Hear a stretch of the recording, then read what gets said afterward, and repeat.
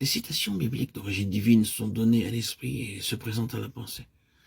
Lorsque l'esprit est calme, reposé, libre, en communion avec l'Esprit de Dieu, et n'engendre pas la confusion. L'activité qui découle de leur indication est féconde, bénie. Ces citations sont toujours concordantes avec les conclusions du jugement, du raisonnement de la pensée. On prendra garde en expliquant les textes ainsi reçus à ne pas les séparer de leur contexte et de l'enseignement général des Écritures, ce qui est contraire au principe d'une saine interprétation. Quant aux textes d'origine satanique, elles traversent la pensée comme l'éclair. Ils se présentent avec force et insistance. Ils viennent de l'extérieur et se présentent dans le domaine mental, ou bien ils sont dits de façon à ce que l'oreille les perçoive. Ils poussent à l'orgueil, ou bien ils anéantissent. Ils condamnent ou remplissent de contentement de soi. Ils jettent dans la confusion. La ligne de conduite choisie d'après leur indication ne donne pas les résultats espérés. D'inutiles voyages sont entrepris, la vie est brisée. Les mauvais esprits procureront quelques contrefaçons d'expérience, puis ils donneront des textes pour les confirmer.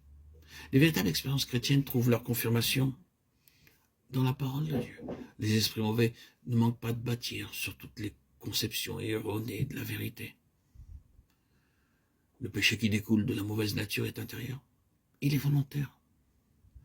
À tout le moins, il entraîne la volonté. L'homme sait que l'impulsion à pécher est péché, et cependant il y cède. Romains 6, 6, 11, 12 montre comment Dieu agit avec la nature tombée et ses œuvres quand le croyant demeure ferme sur le terrain du calvaire et saisit la croix qui est l'arme de la victoire.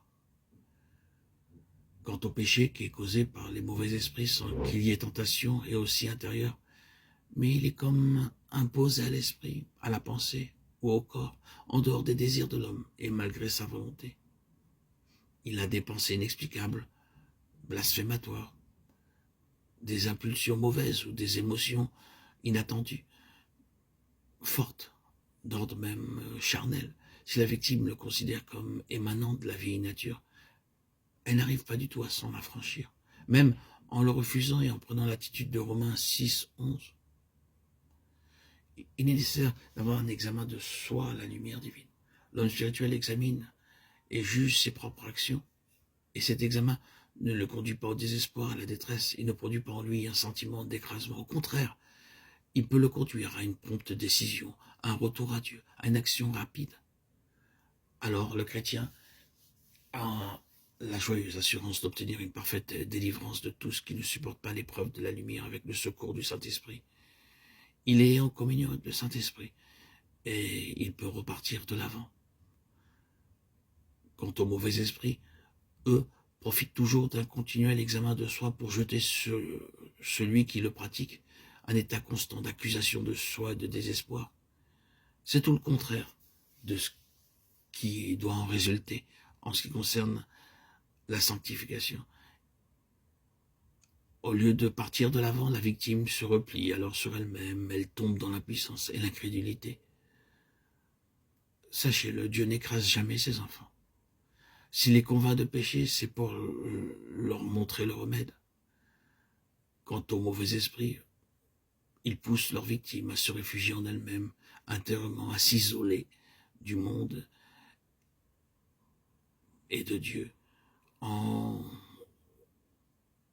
n'étudiant plus, examinant plus la parole.